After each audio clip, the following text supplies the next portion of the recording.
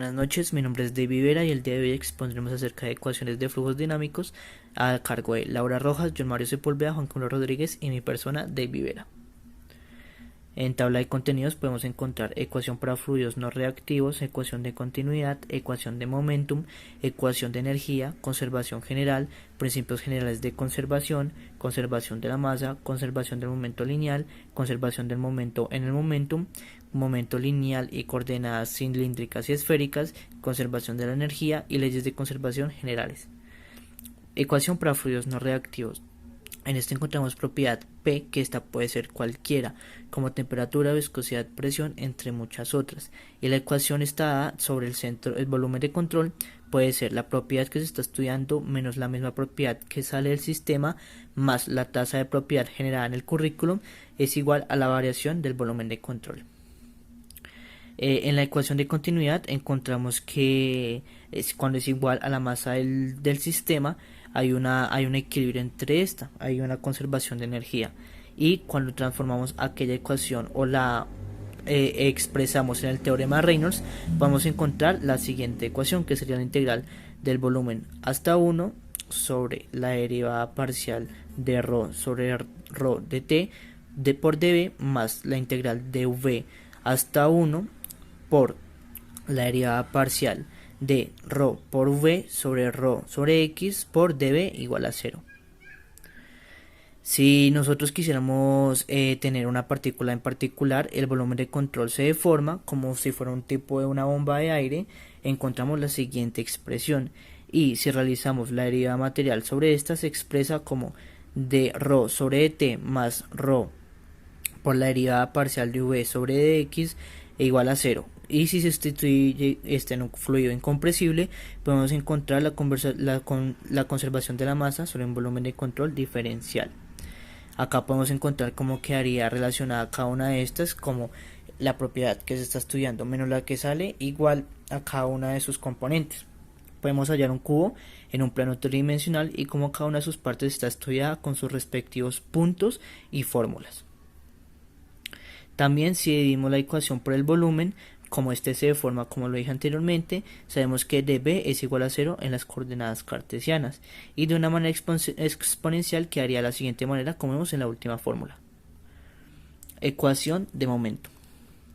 En la ecuación de momento observamos que la segunda ley de Newton habla sobre una tasa de cambio con respecto al tiempo en un momento lineal y que éstas actúan sobre fuerzas externas al sistema. Encontramos la siguiente ecuación que podemos observar en la mitad. También las fuerzas de las superficies pueden expresarse en términos del tensor. En el teorema de Reynolds y en el teorema de divergencia, cuando nosotros combinamos estas dos, se puede deducir la siguiente fórmula, que es la que encontramos al final.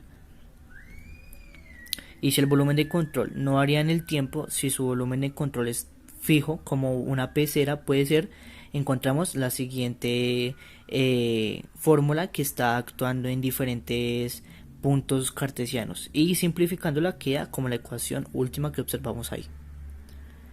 También en la ecuación de momento se llama la ecuación de momento derivada de las ecuaciones de derivada material y la ecuación de continuidad. Juntando cada una de estas podemos hallar la siguiente ecuación.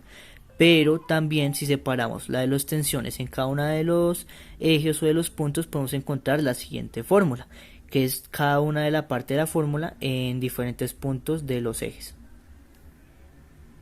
Para fluidos no newtonianos podemos encontrar las relaciones de Stokes, que sería Navier-Stokes, y podemos hallar el momento en cada uno de sus puntos. Y si las fuerzas de superficie se pueden expresar en términos del tensor, con el teorema de Reynolds y el teorema de divergencia se deduce como la última fórmula que podemos observar dividida o pues estudiada en cada uno de los ejes, tanto x, y, z. También sabiendo que la viscosidad dinámica es el conjunto de ecuaciones del momento para fluidos newtonianos, se describe como la fórmula que vemos ahí y expresada de una manera gráfica o visual la podemos hallar como el siguiente cubo, que en cada uno de sus puntos está estudiando diferentes sistemas o diferentes circunstancias. Ecuación general de energía.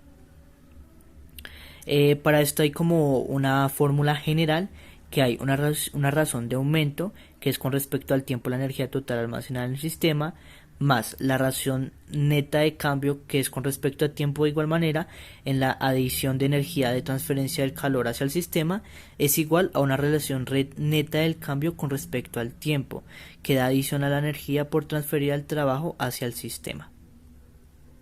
De igual manera podemos encontrar la forma matemática, que quedaría como la primera fórmula que podemos observar, que realmente si nosotros simplificamos y hallamos cada una de las similitudes de esta, podemos hallar la fórmula que vemos en la mitad. Para esta ecuación hay algunas variables que se pueden definir. La energía total almacenada por unidad de masa por cada partícula del sistema está relacionada con la energía interna por unidad de masa mediante la ecuación U vectorial más la velocidad al cuadrado sobre 2 más g por z. La ecuación también tiene relación con el teorema de Reynolds, que encontramos en la primera parte superior, y si la combinamos con el volumen de la primera ley de la termodinámica, queda de la siguiente manera, que es como la segunda ecuación que encontramos en la diapositiva. En los fluidos podemos hallar también partículas que actúan sobre la tubería. Cuando estamos hallando o estudiando este sistema de control, este volumen de control, en un instante de tiempo, la transferencia de potencia debido al esfuerzo normal quedaría como la primera fórmula que encontramos. Y también, si usamos la de potencia, es posible expresar la primera ley de la termodinámica. Para el contenido de un volumen de control, cambiando las anteriores ecuaciones, se puede obtener la última fórmula que encontramos. También, cuando la ecuación de energía almacenada se considera la ecuación anteriormente mencionada, se obtiene la ecuación de la energía, que podemos encontrar la primera que vemos ahí. Y si usamos la información acerca de la potencia, es posible expresar la primera ley de la termodinámica para el contenido del volumen del centro. Combinando anteriores ecuaciones se puede obtener la última fórmula. Conservación general. A continuación trataremos los resultados de múltiples investigaciones a lo largo de años en cuanto a fenómenos físicos y leyes de conservación de equilibrio en la naturaleza. Estas leyes se aplican a sólidos, fluidos, elásticos, plásticos, entre otros. Estas leyes son la ley de la conservación para la masa, el momento lineal y el momento angular, y la ley de la conservación de la energía. Principios generales de la conservación. Las ecuaciones que serán tratadas se expresan primero en una ecuación global o conservación de la forma, tal como se muestra en la ecuación, en donde sí sería un campo tensorial y es un término de afluencia debido a la transferencia a través de la frontera delta dr. Ese es un término interno y el signo negativo está dado ya que es en el exterior de la fuerza normal. Esta ecuación viene del teorema del transporte de Reynolds, pero en este caso está dada por la propiedad de cambio del tiempo siempre dentro de la región R, mientras que el otro término relaciona una cantidad particular que ingresa al flujo a través del límite R. Conservación de la masa. Dado que la masa de un espacio de estudio Rm relacionado siempre será constante, entonces nos quedaría la siguiente ecuación. Pero si a esta le agregamos el teorema del transporte de Reynolds, nos quedaría la ecuación como se muestra ahí.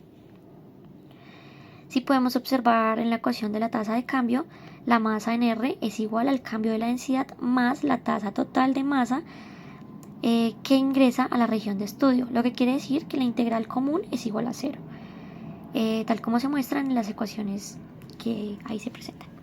Esta ecuación es conocida como el enunciado diferencial de la conservación de la masa y es una relación puntual aplicada en todos los puntos dentro de R. También se conoce como la ecuación de continuidad para mecánica de fluidos. Cuando el fluido es incompresible, quiere decir que no existe una tasa de cambio en su densidad. Por lo tanto, se muestran las siguientes ecuaciones que están ahí al inicio de la diapositiva. Para un grupo de partículas continuas se quiere que la masa sea la misma, por eso quedaría de la siguiente manera, en donde la densidad Ix a la entrada es igual a la densidad Xt y el delta de volumen a la salida. Donde tenemos a la izquierda la densidad inicial con respecto al espacio R y a la derecha las propiedades actuales para el mismo espacio. Que si usamos la ecuación local de conservación de la masa, obtendríamos la siguiente ecuación igualada a 0. Conservación de la masa. Esta última, teniendo en cuenta que J inicial es igual a 0, a esta ecuación le denominaremos lagrangiana. o forma de referencia de la conservación de la masa, que si la expandimos a la forma habitual para la ecuación de continuidad para mecánica de fluidos mencionada anteriormente, entonces nos quedaría la siguiente ecuación. Teniendo en cuenta que la conservación de la masa para el teorema de Reynolds da como resultado general para cualquier campo G la ecuación mostrada en la parte inferior. Conservación del momento lineal. La conservación del momento lineal se basa en la segunda ley de Newton para un conjunto de partículas. Se puede entender como la tasa de cambio en función del tiempo y momento lineal total de un grupo de partículas continuas, es decir, que es la sumatoria de todas las fuerzas que actúan sobre unas partículas en estudio. Sin embargo, esto puede ser cierto siempre y cuando se cumpla la tercera ley de Newton, que nos dice de acción y reacción. Esta aplica para las fuerzas internas de la partícula, por lo tanto todas las fuerzas internas de las partículas se cancelan. Considerando un grupo fijo de partículas continuas en un espacio R en un instante dado y sobre el mismo punto actúan fuerzas superficiales externas dadas por Ty, fuerzas de un cuerpo B. Con este análisis y mediante un análisis de fuerzas veremos este concepto planteado como la ecuación que vemos ahí y introduciendo el tensor de Cauchy obtenemos las tres ecuaciones que se muestran ahí. Utilizando el teorema de transporte de Reynolds y la conservación de la masa, podremos evaluarlo como las ecuaciones que están ahí, es decir, es la continuación de las ecuaciones que vimos anteriormente, pero aplicadas a un teorema de transporte de Reynolds, donde vemos que R es el campo de aceleración y combinando las dos últimas ecuaciones, que son la ecuación de tensor de Cauchy y la ecuación con transporte de Reynolds, la conservación de la masa nos quedaría como la siguiente ecuación igualada a cero. Y usando nuevamente el teorema de localización e integrando obtenemos la ecuación de JI, J más la densidad en BI, en donde BI es la densidad de la fuerza del cuerpo en la configuración de referencia y todas las variables son funciones de las coordenadas del material. En la forma escalar obtendríamos las tres ecuaciones que allí se muestran y luego se podrían expresar por las leyes de Kirchhoff de esta manera que vemos acá.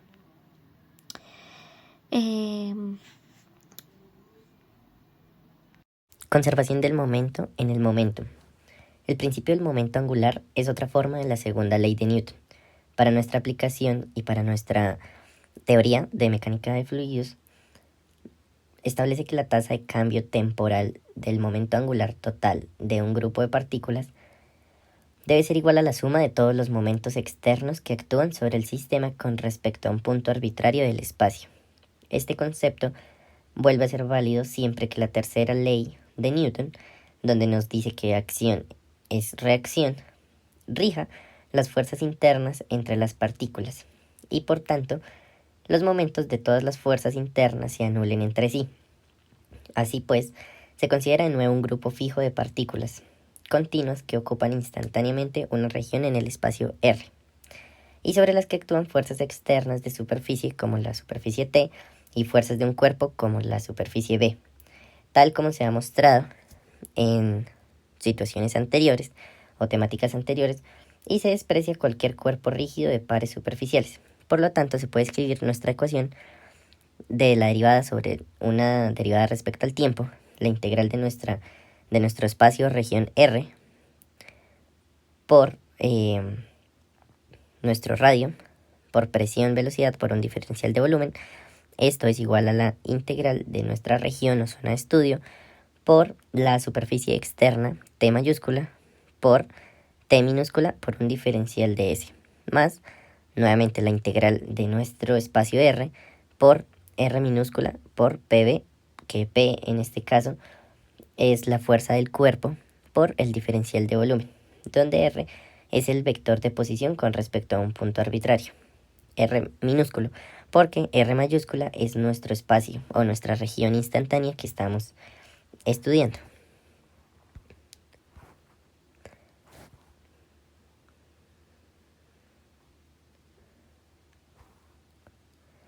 Para este caso tenemos pues nuestras ecuaciones dadas en los diferentes vectores de posición.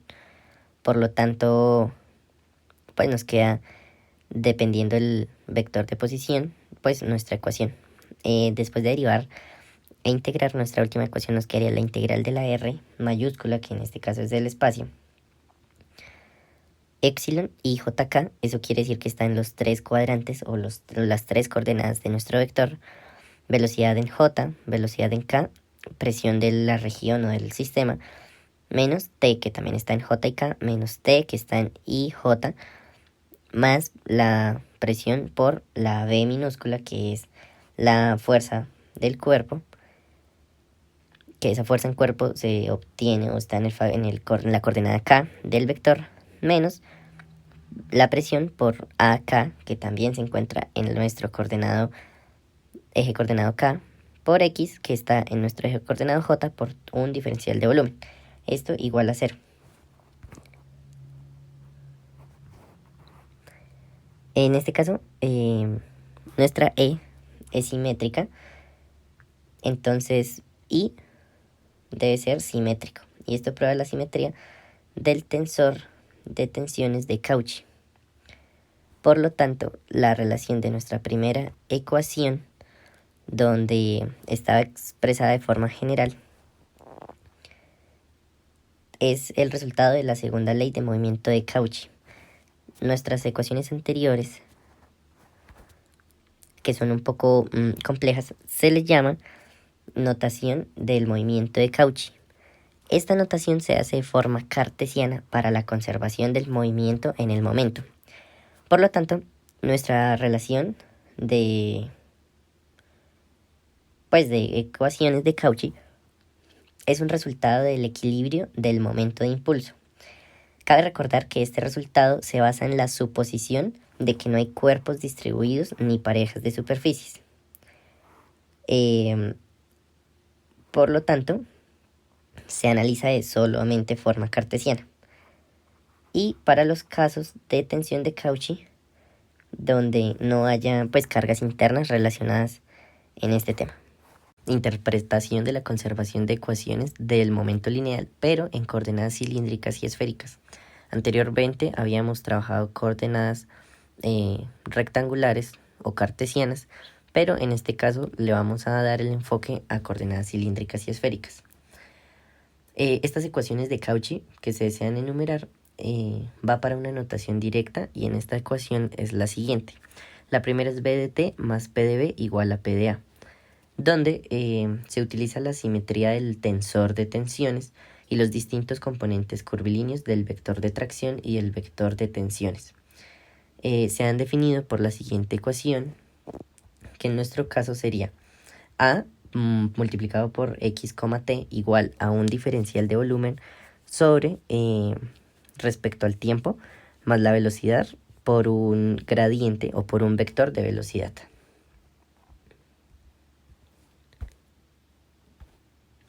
Para estas ecuaciones de movimiento que se incluyen son de manera cilíndricas o de coordenada cilíndrica, teniendo nuestras derivadas enfocadas a T mayúscula sobre nuestra R que anteriormente era mencionada como ese vector de posición. Para diferentes ángulos o diferentes superficies, se tiene cada una de estas ecuaciones. Cada una nos relaciona tanto la posición del vector, bien sea en coordenada Z o en coordenada J o en coordenada I, pero siempre incluyéndonos la R minúscula, que es nuestro punto arbitrario, dependiendo la notación en que se trabaje. En este caso sería notación cilíndrica. Para las ecuaciones de movimiento esférica se usa también un diferencial de nuestra T mayúscula, pero esta vez no es con respecto a R minúscula, que es el vector, sino a R mayúscula, que en este caso es un radio, que se debe tener en cuenta por ser coordenada esférica, y ya en algunas ecuaciones nos incluye definiciones trigonométricas, bien sea cotangente o seno, o dependiendo del ángulo que se forme para la creación de nuestra ecuación, o donde se desea aplicar esta coordenada esférica en nuestro momento lineal. Asimismo, pues se nota que las formas cilíndricas y esféricas son considerablemente más complicadas, son mucho más difíciles de encontrar y de usar que una coordenada cartesiana. Sin embargo, para muchos problemas, estas ecuaciones de curvas o pues que incluyen diferentes componentes para la ecuación permiten generar soluciones que no se podrían usar respecto a una ecuación cartesiana. En este tema de coordenadas cilíndricas y esféricas sí nos incluye cargas internas, pues que anteriormente en las cartesianas no se usaban o se despreciaban, pero en este caso las cargas internas del elemento o del fluido sí se deben tener en cuenta. Para la conservación de la energía tenemos la primera ley de la termodinámica aplicada a un volumen de control, que es la ecuación que estamos viendo en pantalla. Esta pues es la energía cinética dada en un punto fijo de la partícula. Como vemos, es un medio de la velocidad al cuadrado por su densidad, pero esta vez pues está multiplicada por un diferencial de v. Luego la energía interna se puede interpretar con la siguiente ecuación, que es la que tenemos en pantalla, donde es la energía integrada de la densidad por una unidad de masa. Luego tenemos que la tasa de las fuerzas que ejercen la fuerza sobre la superficie se puede expresar con la siguiente ecuación. Más adelante vamos a tener en cuenta esta integral del tiempo por una velocidad y por un diferencial de s, que sería una distancia. Aquí esta ecuación, mediante un teorema de divergencia, podemos cambiar la integral de la superficie a un volumen de control. Como vemos al final, la integral ya está por un diferencial de volumen. Luego utilizamos esta ecuación y mientras que W sea un término asimétrico, la relación quedaría como la ecuación que vemos al final. Esa ecuación mencionada la podemos referir normalmente a una fuerza de tensión y las dos variables, tanto T y D, son llamadas energías conjugadas. El poder de tensión también se puede expresar como la ecuación que tenemos de S por E, que sería la energía, y por un diferencial de V, donde F es la tasa de cambio en el tiempo de la materia en un gradiente de deformación, el cual usa métodos lagrangianos, y el balance general de la ecuación. Dice que, reemplazando con la ecuación de balance de energía usando el teorema de transporte de Reynolds y el teorema de divergencia, la ecuación principal quedaría como la vemos en pantalla. Luego decimos que una presión por un área ni por una velocidad también en la misma coordenada quedará en función de una diferencial de velocidad y un diferencial de tiempo, lo que reduciría nuestra expresión a la ecuación que tenemos al final, que sería igual a 0. Y en resumen, las leyes de conservación generales, principales y desconocidas, tenemos la ecuación de conservación de masa, la conservación de momento lineal, la conservación de momentum angular, la conservación de energía, la desigualdad de Clausen-Dohen, y por último la deformación y desplazamiento y la tasa de deformación-velocidad. En conclusión, para problemas mecánicos y termodinámicos, las variables incógnitas y las ecuaciones son un sistema insuficiente para resolver. En teoría necesitaríamos 6 ecuaciones más. Para relaciones termodinámicas se necesitan otras 10 igualdades, pero a pesar de esto las ecuaciones antes nombradas han sido aplicadas a toda materia continua, desconsiderando la propiedad de los materiales. Gracias.